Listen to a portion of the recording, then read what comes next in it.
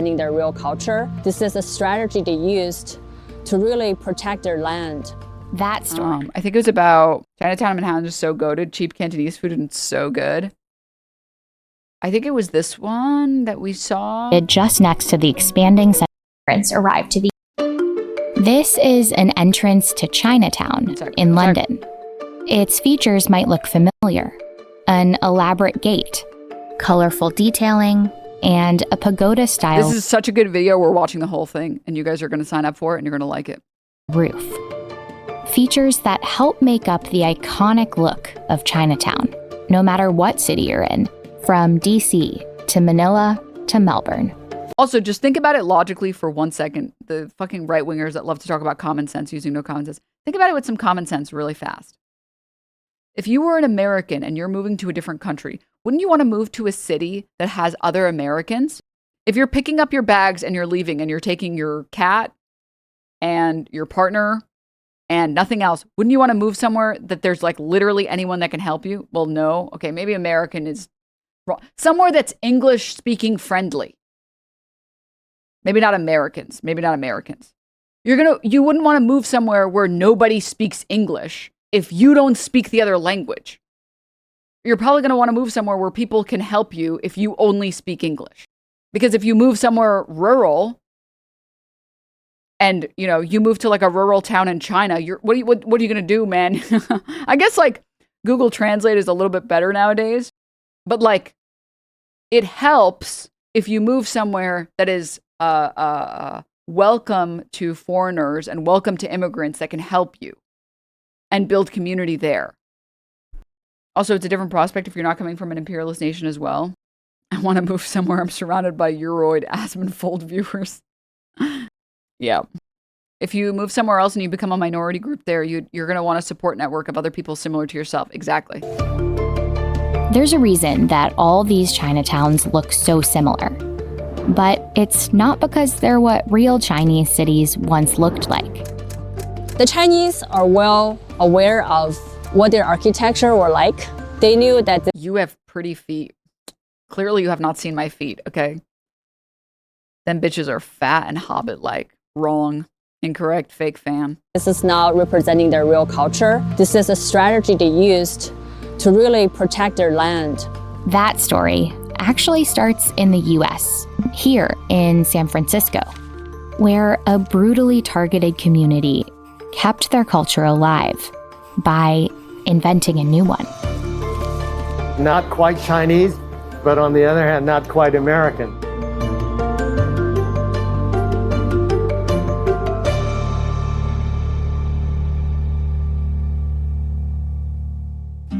In the mid-1800s, a wave of Chinese immigrants arrived to the US, many through the port of San Francisco, seeking economic opportunity.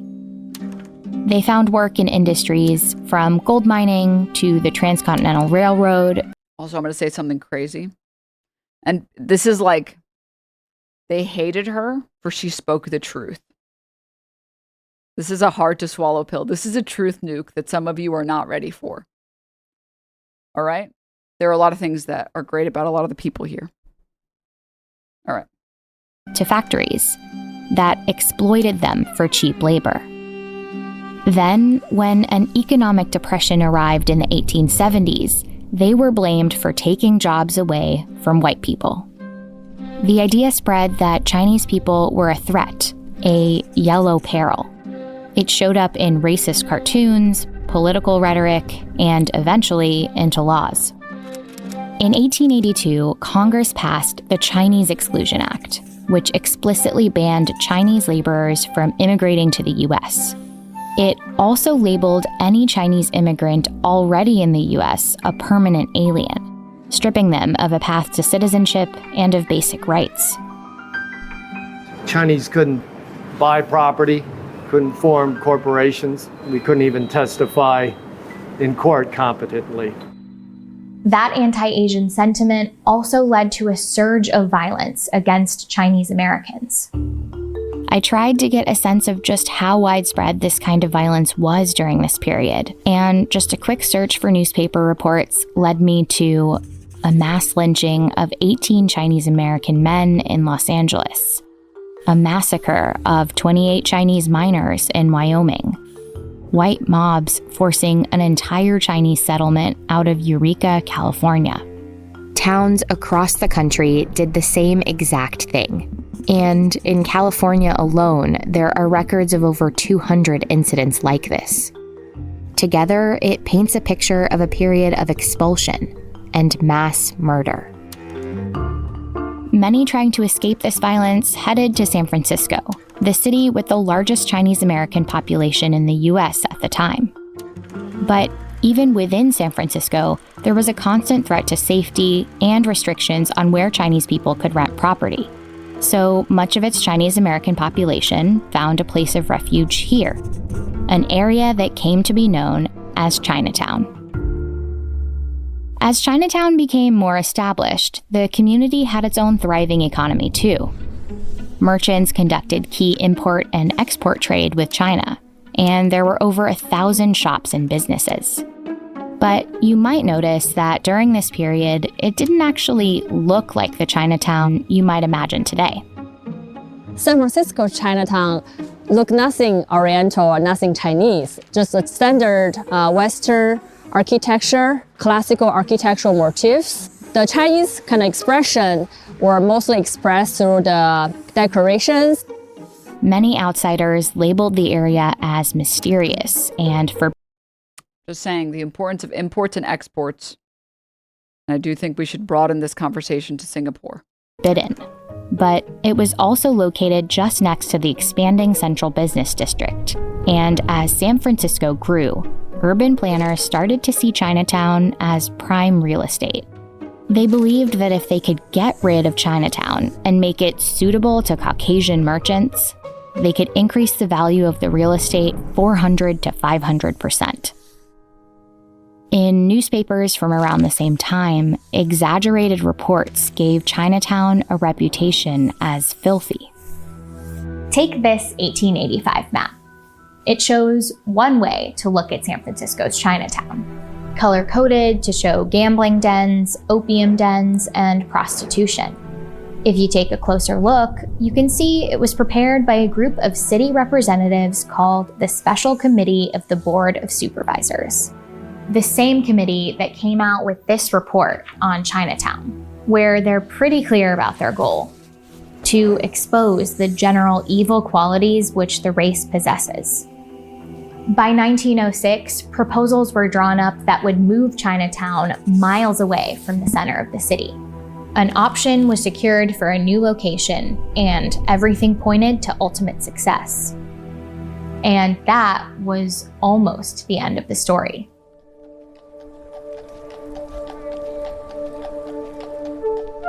On the morning of April 18th, 1906, an earthquake ripped through San Francisco. As my grandmother described it for me, on April 18th, when the great earthquake occurred, she and the rest of her family who were living down here were literally shaken out of their beds.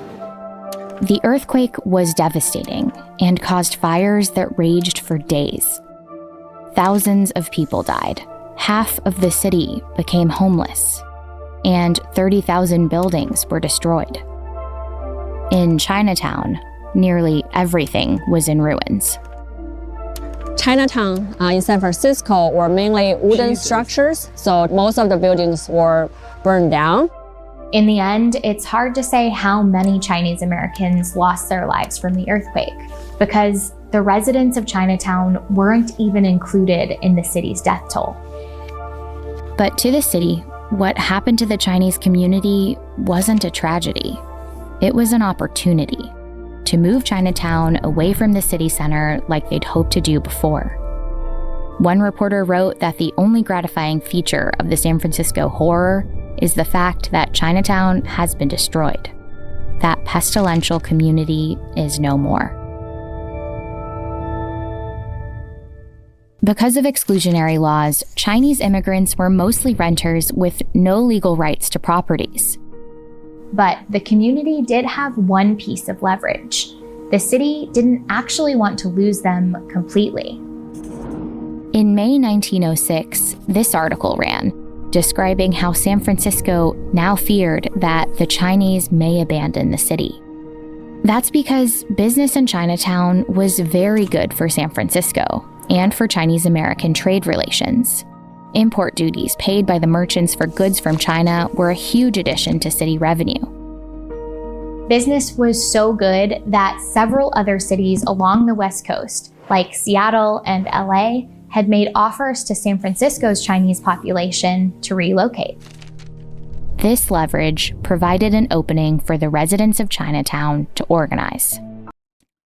Imports and exports, guys. It's about caring about commerce. The businessmen, Look Tin Eli, and other Chinese-American merchants came up with a new plan. Their goal was to keep Chinatown exactly where it was by transforming it, shedding its reputation as a public nuisance, and making it a tourist attraction.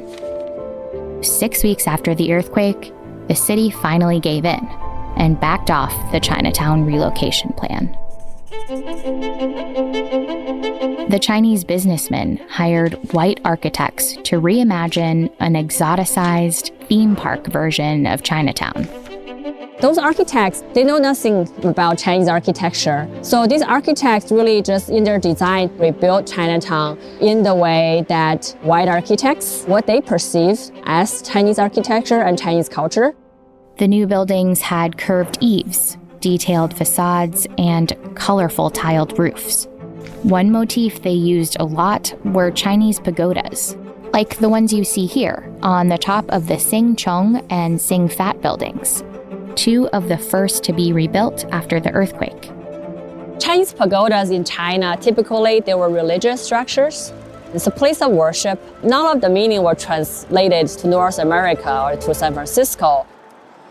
Here at each corner, the ornamentation serves no real structural purpose. It's simply that, ornamentation. But it's to communicate to the viewer that Chinatown was a theme park worthy of visitation. It didn't look like China, but it didn't have to. The point was to make Chinatown a built-in feature of the city and a hub of not just trade, but tourism. And it worked. This really set the template, the new economic model, not only for San Francisco Chinatown, but for Chinese settlements across North America. This template for Chinatown would formalize a place for Chinese Americans in cities across the US. And it also marked the beginning of a new kind of Chinese culture, one that's uniquely Chinese and American. I brought this video up to show this idea of like, well, what's so different about this, about things, cities like Chinatown or neighborhoods that are predominantly one particular group or like ethnic group or immigrant group, and like white people wanting an all white town where we don't allow anyone else.